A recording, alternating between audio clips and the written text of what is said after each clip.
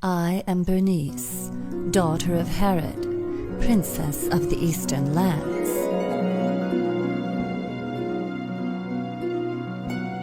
My family are loyal servants of the Roman Empire, collecting taxes for the Caesar. But the reign of one of Rome's most decadent Caesars, the madman Nero, inspired a great disloyalty within me. For I believe that Nero's hedonistic indiscretion brought a curse on the entire Roman Empire in the form of a powerful uprising of the zealot Jews of Judea.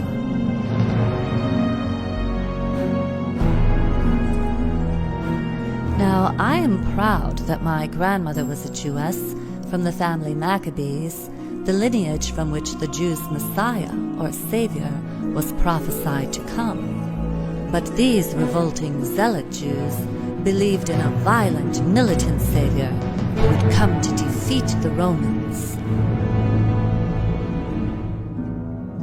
And their latest in a string of messiahs, Eleazar, was wreaking chaos throughout the empire. Eleazar and his followers defaced my family's palaces. They raided my grandfather's tomb. And finally they succeeded in burning Rome itself. They had to be stopped. Our only hope was General Vespasian of the family Flavius.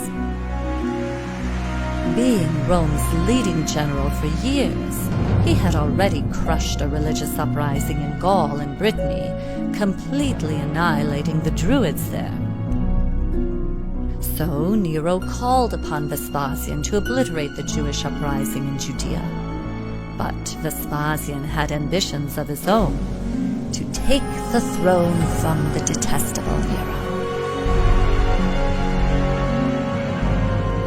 And I, at the risk of Nero's vengeance, pledged my family's support to Vespasian and to his family Flavius, who, if successful, would take their place among the gods. Oh, for that I have been called harlot, mistress, and concubine by jealous, ignorant plebeians, and I admit to having flirted with the attentions of Vespasian, whose strength and military power I recognized and respected. But it was the talents of his son, Titus Flavius, that not only captured my heart and my loyalty, but inspired within me the ambition to become wife of a Caesar.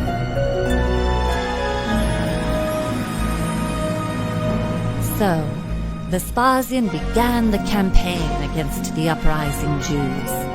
He then returned to Rome, was successfully crowned Caesar, and rightly took his place among the gods.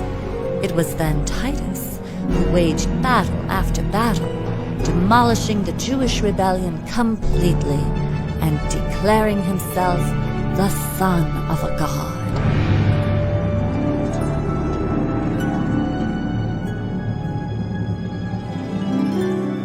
When the Jews refused to worship him, Titus razed the Temple of Jerusalem. He succeeded in capturing their Messiah, Eleazar, and he had him crucified.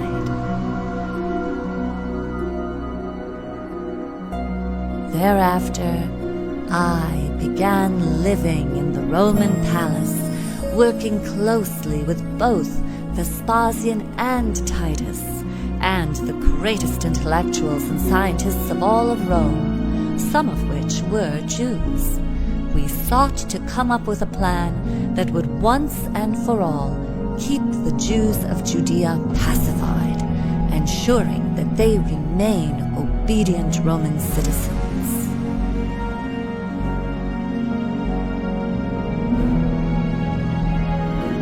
It was then that my knowledge of the typology used in Jewish literature would become useful. Together with the great scholar Pliny the Elder, we conspired to create the story of a pacifistic Jewish Messiah who had already come, and who taught the Jews to turn the other cheek and give to Caesar what is Caesar's.